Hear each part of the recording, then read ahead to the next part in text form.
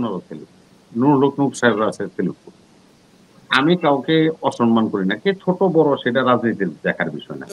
মর্যাদা দেওয়ার বিষয়টা হলো আপনার। আপনি বারবার এইভাবে জাতিকে হেয় প্রতিপন্ন করছেন। রাজনীতিবিদদেরকে যেভাবে এই সরকার হেয় প্রতিপন্ন করলো, রাজনীতিবিদদের একটা শিক্ষা হওয়া উচিত সরল ভাই। এই ৩ মাসের, ৬ মাসের, ৯ মাসের এই তত্ত্বাবধায়ক সরকার আইনা যারা নাকি ছাড় কইতো হেরা এগোর উল্টা ছাড় পাওয়া লাগে। চরিত্র পাল্টাইতে পারে না। দিনের ভোট করো, রাতের ভোট করো, দামি করো, মামি করো। এই জন্যই তো একটা তোমাকে এই ছিদ্র। পোলাপাইন দিয়া তোমাকে বেজ্জতি করতে হবে। আমি খুব খুশি। আমি খুব খুশি। এগুলো শিক্ষাও হচ্ছে রাজনীতিবিদদের। শিক্ষাও হচ্ছে। একটা দলের নিবন্ধন নাই। সেই দল তো কোথাও কোনোভাবে আমন্ত্রিত হতে পারে না। কোনোভাবে আমন্ত্রিত হয় না। দেন সংলাপ বলেন, যাই বলেন, যত ট্র্যাডিশন বলেন সবকিছুতে তারা কি হইছে? তারা হলো সংগ্রামের পার্টনার। তো নেপালও তো সংগ্রাম হইছে। ওই পোলারা এরকম হাত জোর করে মাটিতে ঠেকাইয়া বলছে যেই গন্ডগোল হইছে, যে লস হইছে, যে ভাঙচুর হইছে, আগুন হইছে বা মৃত্যু গেছে সবকিছুর জন্য আমরা ক্ষমা প্রার্থী। আমাদেরকে আপনারা ক্ষমা করে দেন।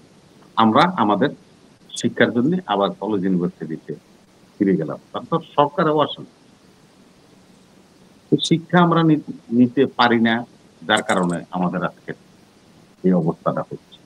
আপনাদের আমি যে কথাটা শুরুতে বলছিলাম যে আমাদের দেশের সমস্ত ইনস্টিটিউশন গুলি হাসিনা শেষ করে দিয়ে গেছে এবং যেটুকু আছে হাসিনার লোকরা বসে আছে, ওরা নিজেরা এগুলির আপনার মোটিফাই করতেছে এবং চালাইতেছে।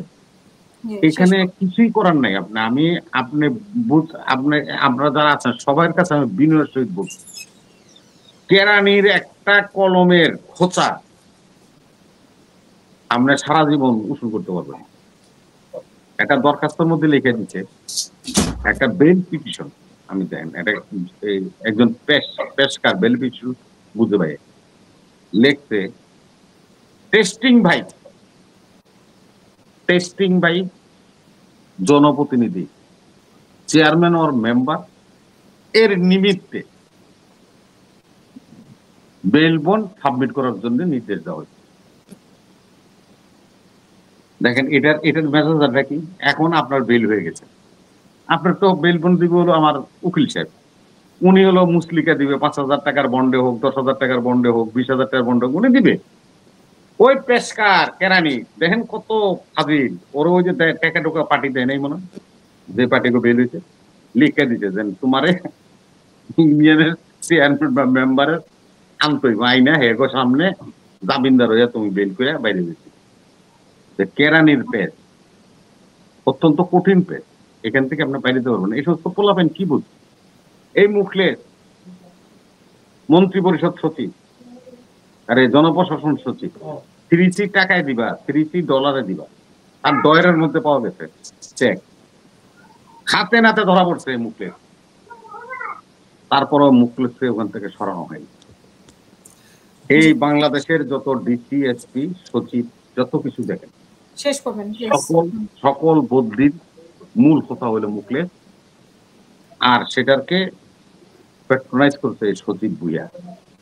তার মাধ্যমে সে যাকে লিস্ট পাঠিয়ে দিচ্ছে তারই বদলিছে। যাকে লিস্ট পাঠিয়ে দিচ্ছে কদিন আগে আপনার দেখলেন দুদকের 200 কোটি টাকা না 300 কোটি টাকার কোন সচিব ইয়ের ব্যাপারে ধরা পড়লো।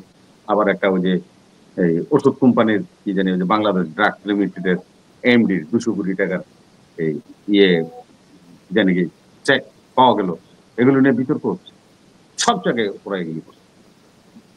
যার কারণে আপনি যে কথাটা বলছেন আমরা আবারও বলছি যে এই সমস্ত অপরিপক্ক লোকদের কারণে ইউনূস সাহেবের যে একটা জেন্টেলিটি, ওনার যে একটা গ্লোবাল সম্মান এবং ইজ্জত আমাদের জন্য এনে দিয়েছিলেন, উনি নিজেরটাও নিজে রাখতে পারেন না, আর আমাদেরও বেজ্জতি বেড়ে গেছে।